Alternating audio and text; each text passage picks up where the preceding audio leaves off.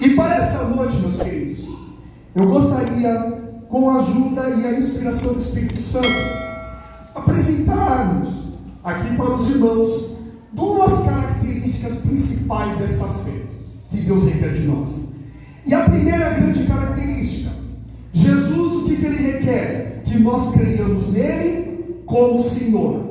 E a segunda é que ele requer que nós creiamos nele como Salvador. Crer em Jesus como Senhor e crer como Salvador. Glória a Deus. Aparentemente a gente já crê em Jesus como Senhor e Salvador. Se eu perguntar aqui, quem aqui já recebeu o Senhor Jesus Cristo como seu único e suficiente Senhor e Salvador? Todo mundo vai levantar as mãos. A gente entende nos nossos corações que a gente já crê em Deus. Mas Deus, ele vai trabalhar no teu coração e também na sua vida. Presta atenção. Ele vai trabalhar no seu coração e na sua vida de modo que esta fé seja produzida em você cada vez mais forte, para que seja cada vez mais evidente a sua crença nele.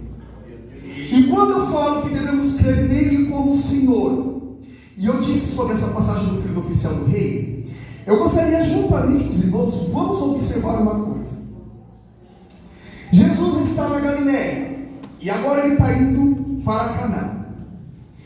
A Bíblia vai nos dizer que havia um oficial do rei, um régulo em outras traduções. Este era um homem muito importante. Este homem, ele tinha servos para si. E este homem, ele tinha um filho que ele estava prestes à morte. Ele estava doente e não era uma enfermidade qualquer. Era uma enfermidade que ele tinha, que ele já estava prestes à morte. Este homem, provavelmente, ele teria tido todos os meios possíveis para tentar curar aquele menino. Ele poderia ter chamado já um curandeiro. Vem aqui, curandeiro. O curandeiro vai lá, bate um tambor, faz uma dança, joga uma água, faz alguma coisa para curar meu filho. Não aconteceu nada. Então eu vou chamar um médico.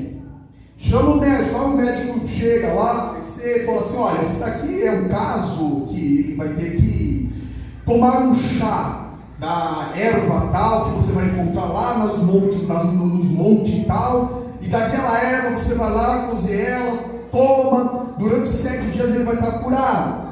Vamos fazer o chá, bota os funcionários lá, os criados, vai lá procurar erva, vamos fazer o chá. Nada.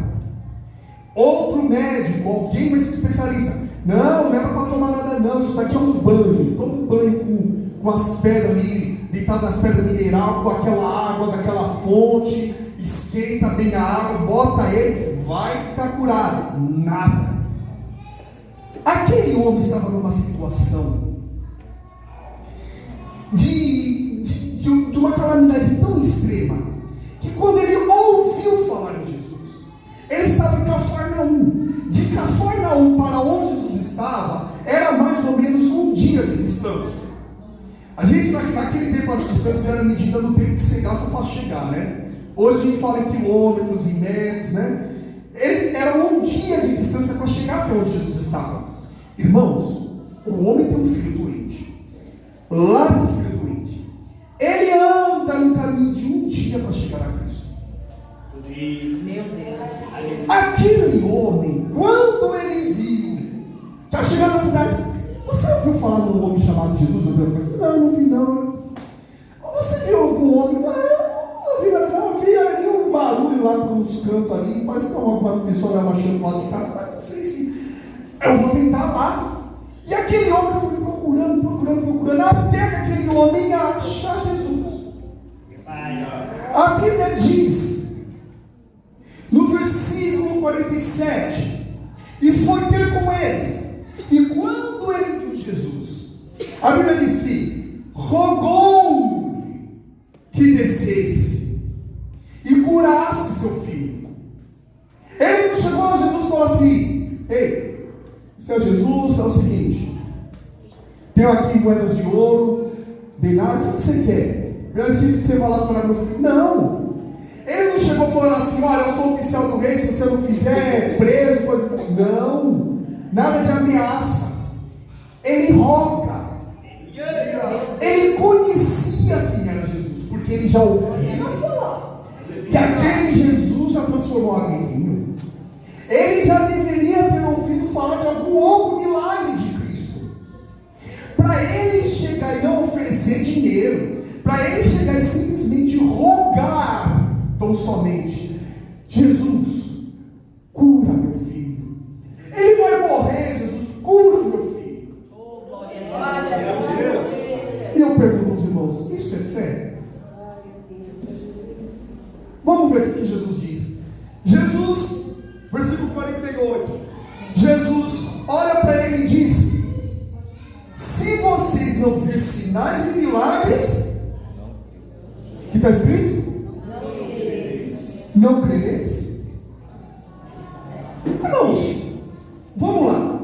O homem fez o caminho de um dia. O homem chega a Cristo. Ele roga.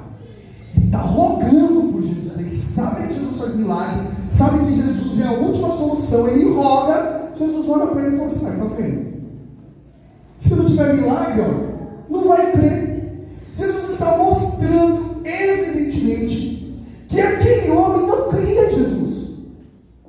Aquele homem queria Jesus simplesmente para cumprir o desejo do coração dele. Ele foi a Cristo, ele rogou por Cristo, orou por Cristo, para simplesmente Jesus fazer a vontade dele.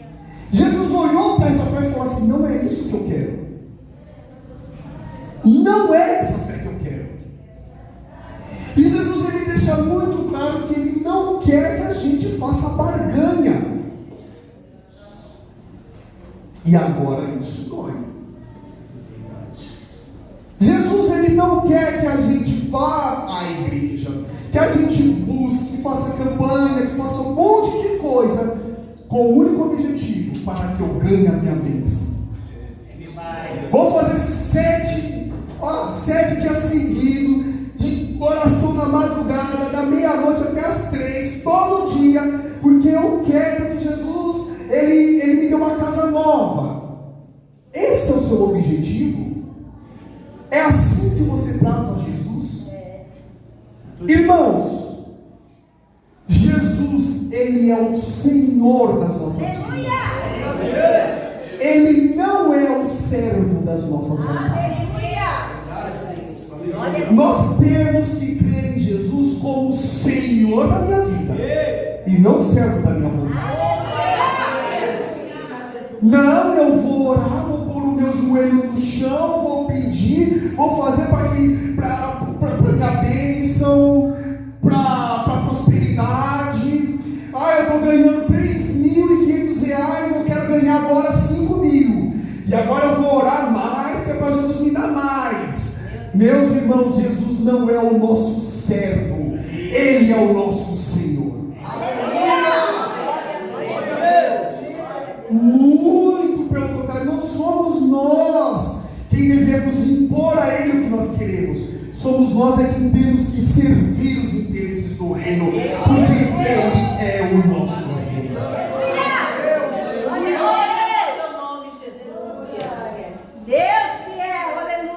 Está cada dia mais evidente que as pessoas buscam cada vez mais que Jesus faça o que ela quer.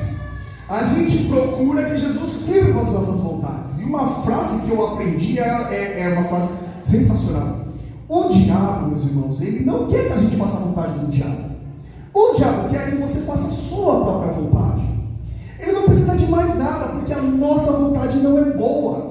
Se nós formos viver somente pelas nossas vontades, a gente se desvia.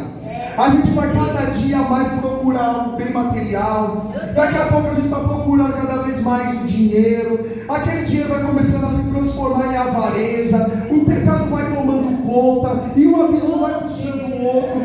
Não devemos servir a nós mesmos. Devemos servir ao nosso Deus. E se Deus quer que nós criamos nele como Senhor, Ele também quer que a gente cria nele como Salvador. Senhor, porque devemos servir a Ele, e Salvador, porque Ele é o nosso Salvador. Aleluia. E veja bem como Jesus trabalhou. Eu falei já 2 vezes aqui nessa pregação que a fé, ela é produzida por Deus em nossas vidas. Falei bem no comecinho, depois eu falei que Jesus vai produzir através da sua palavra, através de situações, dos nossos corações, ele vai tentar nos produzir fé. E o que Jesus fez com este homem? Jesus olha para ele e fala assim: mas se não ver sinal não vai crer? O homem está, mestre, vamos depressa, o meu filho vai morrer. Vocês reparem que de novo aquele homem, ele não parou. Quando Jesus fala assim: se vocês não virem sinal não vão crer, ele não parou, ele pergunta assim: mas você tem que a gente crê no Senhor como? Ele teria falado: creu em mim como Salvador. Vocês acabaram de ver o que aconteceu em Samaria? Aquele povo que creu e falou assim: agora a gente viu e ouviu, e ele é Cristo, o Salvador do mundo. Esse homem não. Quando Jesus ele fala isso, o homem ele volta e ele diz: Senhor, desce antes que meu filho morra. O interesse daquele homem era simplesmente a cura do filho dele. E Jesus ele faz o seguinte: Jesus olha para ele e falou: vai, o teu filho vive. A Bíblia diz o quê? E o homem creu na palavra que Jesus lhe disse. Repare isso. Jesus falou assim: vai, o teu filho vive. E o homem creu na palavra que Jesus lhe disse e foi. Ele não creu em Jesus, ele creu na palavra de Jesus. Aleluia! E o que significa isso? Ele creu quando Jesus fala assim: vai, o teu filho vive. Ele imaginou que Jesus estivesse falando assim: olha, teu filho ainda está vivo.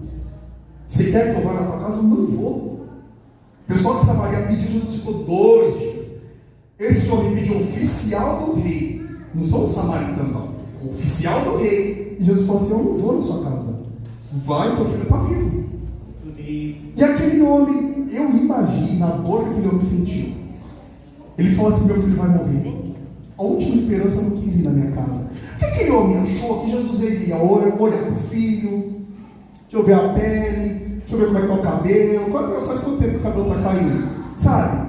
Deixa eu ver aqui, ó, se está inchado o pé dele, deixa eu ver se tem pulso. Ele achou que Jesus ia fazer um exame. Quando Jesus fala assim: vai, teu filho vive, aquele homem falou assim: agora já era, vai morrer. E aquele homem cabisbaixo está indo embora, caminho de um dia. E a Bíblia diz que quando ele estava chegando, os seus servos, ao saber que ele estava vindo, correram ao encontro dele.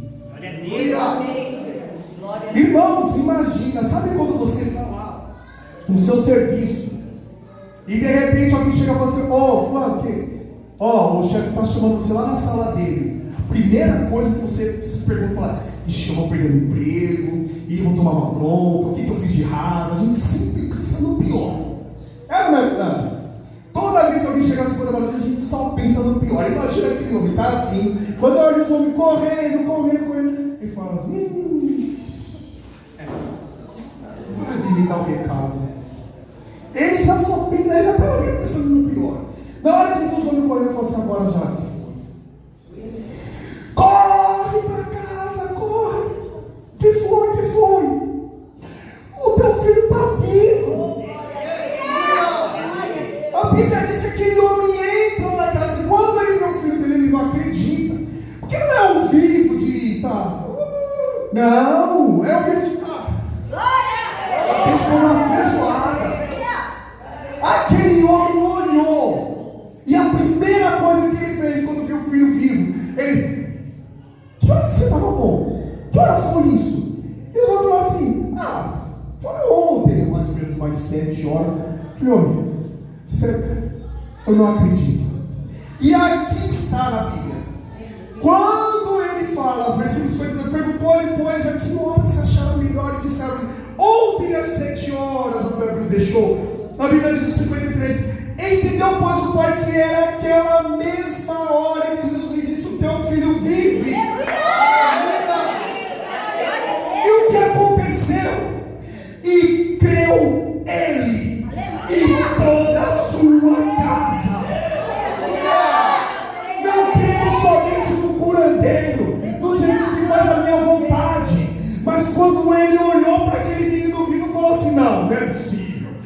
daquela distância, falar: seu filho vai viver e o meu filho se curado. Esse homem não é um médico qualquer, esse homem não é um curadeiro qualquer, esse homem não é um profeta qualquer, este homem é Deus, este homem é Deus. Mulher, foi ontem na hora que Jesus falou, meus servos, foi ontem na hora que Jesus falou, e toda a casa, não foi uma pessoa, mas foi toda a casa que creu no nome de Jesus Cristo, o Deus Todo-Poderoso.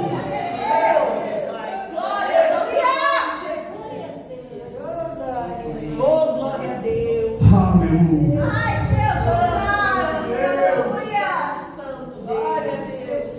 E essa é a finalidade dos milagres. Quando Jesus faz milagre, Ele quer que a gente creia nele, e não que a gente só dependa do milagre. Quando Ele opera nas nossas vidas, Ele quer que a gente creia nele, e não que a gente simplesmente fique viciado nas coisas terrenas. Mas antes, busque o reino do Senhor e a sua justiça, e as demais coisas, olha, as demais coisas é acrescentada. Busque